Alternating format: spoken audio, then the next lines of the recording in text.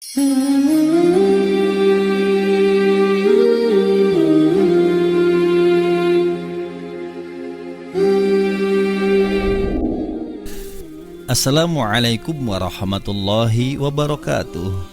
Bismillah walhamdulillah wassalatu wassalamu ala rasulillah, amma ba'du. Kembali lagi bersama kami di Kisah Hikmah Channel, menebar kisah penuh hikmah. Apa kabar teman-teman? Semoga Allah selalu memberikan kesehatan dan ketaatan bagi kita semua. Amin amin ya rabbal alamin. Pada kesempatan kali ini kami akan mengisahkan di zaman Rasulullah ada seorang anak dan tumbuh besar, dan anak itu mempunyai ciri-ciri seperti Dajjal. Bahkan Rasulullah Shallallahu Alaihi Wasallam ikut mencari anak itu, apakah Dajjal atau bukan. Siapakah anak itu? Yuk kita simak kisahnya. Tapi sebelumnya, untuk mendukung channel ini dan agar tidak ketinggalan video-video kisah lainnya, silahkan subscribe dulu, like dan komen positif, dan jangan lupa di-share. Terima kasih. Baiklah, kita mulai. Kiamat adalah rahasia Allah yang Maha Kuasa. Tidak ada seorang pun yang mengetahuinya. Al-Quran dan As-Sunnah hanya menginformasikan tanda-tandanya. Salah satunya adalah munculnya Dajjal yang mengaku nabi baik pada saat Rasul masih hidup maupun setelah wafat. Dalam satu hadis disebutkan bahwa jumlahnya sekitar 30 orang. Namun Nabi tidak memerincinya satu persatu. Hari kiamat tidak akan datang sampai muncul banyak Dajjal sang pembohong. Jumlahnya sekitar 30 orang. Dan semuanya mengaku sebagai utusan Allah. Hadis riwayat Bukhari dan Muslim dari Abu Hurairah. Pada masa Nabi Muhammad SAW ada anak bernama Safi ibnu Sayyad. Dia sangat membenci Rasulullah SAW. Banyak orang bilang anak laki-laki ini dapat memberitahumu apa yang kau pikirkan. Dia punya kemampuan tertentu, tandanya mirip dengan Dajjal. Dia pendek, kakinya melingkar menyerupai huruf O. Sementara itu kulitnya lebih dekat dengan hitam. Rambutnya ikal menyerupai keribo. Dahinya lebar menggapai luas kepala. Begitupun dengan jenjang lehernya. Sebelah matanya tertutup, sebelah lagi bisa melihat dengan bola yang juling. Rasulullah Shallallahu Alaihi Wasallam mendengar tentangnya. Suatu hari beliau pergi untuk mencari tahu apakah dia benar Dajjal atau bukan.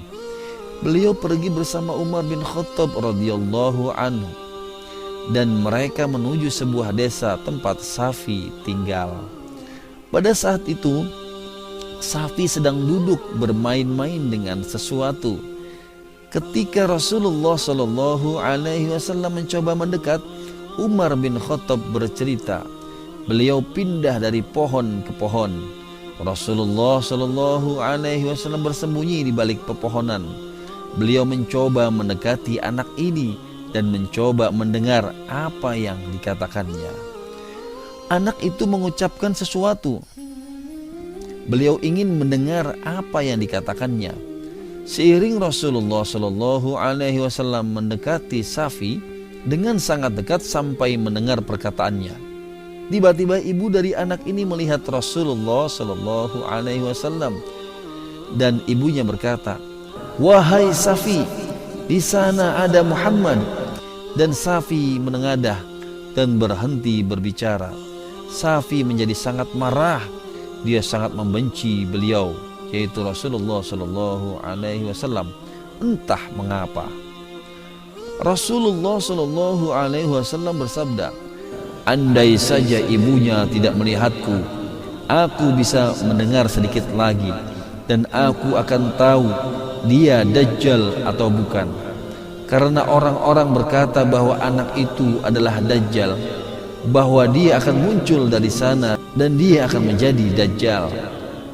Rasulullah Shallallahu Alaihi Wasallam berkata pada anak itu, Aku menyembunyikan sesuatu dalam pikiranku, di dalam dadaku, di mana aku ingin agar kau mencoba menebak apakah itu. Dan anak itu melihat, sedikit mengernyitkan dahi dan berkata, aduh, aduh, aku hanya bisa mendapatkan aduh, aduh. Rasulullah Shallallahu Alaihi Wasallam bersabda, semoga kekuatanmu tidak bisa melebihi itu. Rasulullah Shallallahu Alaihi Wasallam berkata padanya, apakah kau percaya bahwa aku ini utusan Tuhan? Dia berkata, hanya jika kau percaya bahwa akulah utusan Tuhan. Dia berlaku sombong dengan berkata, akulah yang utusan Tuhan. Rasulullah Shallallahu Alaihi Wasallam berdiri dan pergi. Umar bin Khattab bertanya, apa artinya aduh? Kata, apakah yang kau sembunyikan dalam dirimu? Beliau bersabda, aku menyembunyikan kata ad-dukhan. Ad-dukhan artinya asap atau kabut, dan anak itu menebak separuh darinya. Di dalam sebuah hadis, Rasulullah Shallallahu Alaihi Wasallam bahkan meminta kepada Ibnu Sayyad untuk menebak apa yang ada di dalam isi hati beliau. Ketika itu ulama menyebutkan jika Nabi Muhammad Shallallahu Alaihi Wasallam baru menerima wahyu tentang Quran surat Ad-Dukhan. Ibnu Sayyad berkata, huwa ad-dukhu qala. Nabi Muhammad Shallallahu Alaihi Wasallam pun menjawab, celaka kamu tidak akan mempunyai kemampuan untuk mengetahuinya. Rasulullah Shallallahu Alaihi Wasallam pun melanjutkan pertanyaannya, apa yang kau lihat? Ia menjawab, aku melihat singgasana di atas air. Rasulullah Shallallahu Alaihi Wasallam bersabda, kau melihat singgasana iblis di atas laut. Beliau bertanya kembali, apa yang kau lihat? Dia menjawab, dua orang yang jujur dan seorang pendusta, atau dua orang pendusta dan seorang yang jujur. Rasulullah kemudian bersabda, dia dikaburkan matanya, biarkanlah dia. Dalam hadis lainnya yang juga diriwayatkan Imam Muslim, Umar lantas spontan berkata, wahai Rasulullah, biarkan aku memenggal lehernya. Nabi Muhammad SAW lantas berkata kepada Umar, jika dia benar Dajjal, kamu tidak akan dapat mengetahuinya, dan jika dia bukan Dajjal, tidak ada kebaikan untukmu membunuhnya. Hadis riwayat Bukhari dan Muslim. Safi ibnu Sayyad masuk Islam. Safi ibnu Sayyad akhirnya tumbuh besar dan tinggal di Madinah. Dia pada akhirnya masuk Islam dan dia menikah. Dia punya sekitar 10 anak. Dan para sahabat selalu menghindarinya karena mereka tidak merasa nyaman berada di dekatnya. Suatu hari mereka melakukan perjalanan haji. Lalu ketika mereka pulang dari berhaji, pada perjalanan pulang seorang sahabat dari Rasulullah Shallallahu Alaihi Wasallam, Abu Sa'id Al-Khudri radhiyallahu anhu, duduk di bawah sebuah bayangan dari pohon. Dan kemudian Safi ibnu Sayyad dengan membawa barangnya duduk di samping sahabat tersebut. Sahabat tersebut merasa tidak nyaman di dekatnya dan berkata, ada banyak tempat berteduh di sini, kau bisa duduk di tempat lain. Safi ibnu Sayyad mulai menangis. Dia bertanya, kenapa kau menangis? Safi berkata, ini karena orang-orang berkata bahwa aku adalah Dajjal dan lain-lain.